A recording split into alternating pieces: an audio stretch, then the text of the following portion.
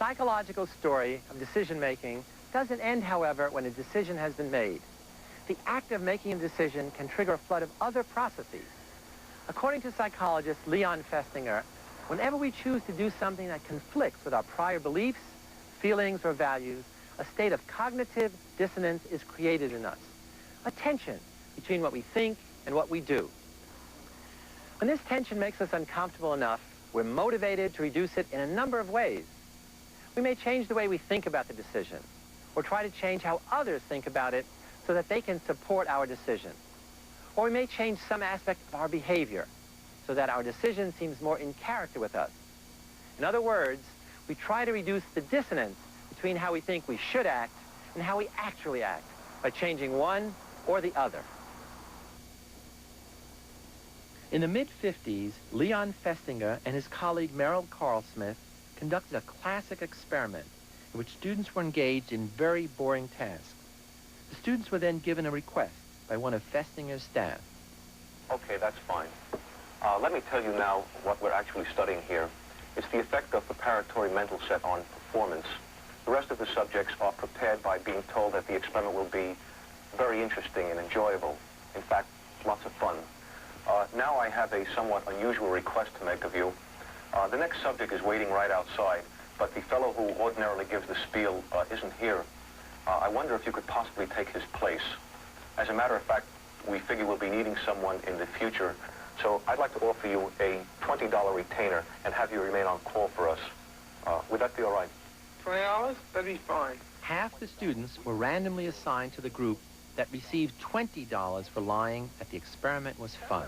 The other half were given only $1 for lying. $1 as a sort of a retainer and have you remain on call with us. Would that be all right with you? Yes, that'll be all right. The cognitive dissonance came from the knowledge that the experiment was in fact boring, and $1 was insufficient reward for lying. Many of the $1 subjects actually convinced themselves that the experiment was fun after they made their decision, to reduce the dissonance between their prior beliefs and their behavior. They came to believe a big lie for a small incentive. To a girlfriend of mine who participated in an experiment last week, and she said it was very tedious.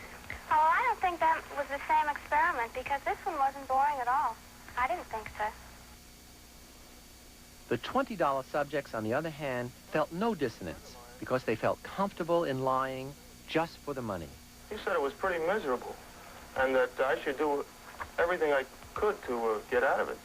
Well, I think maybe your friend was wrong. Perhaps it's a different experiment because this was a lot of fun.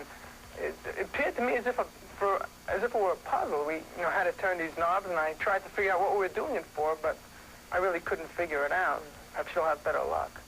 Other theories might predict that the man who is paid most would have the highest motivation for enthusing over the dull task and would be most sold on it himself.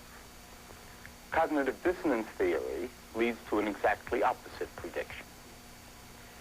The man who is paid $20 knows that the task is dull, but he also knows that he had sufficient justification for saying that it wasn't. Did you enjoy working on the manual test? Well, it really wasn't too enjoyable. In fact, it was rather boring.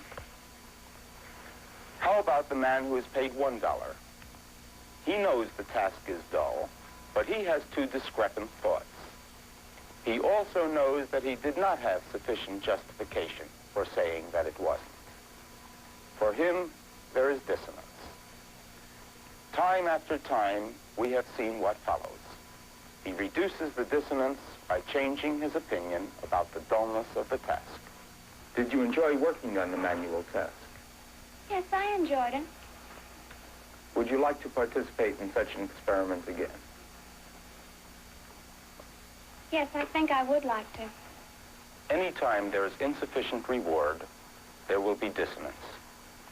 The general principle seems to be that people come to believe in and to love the things they have to suffer for.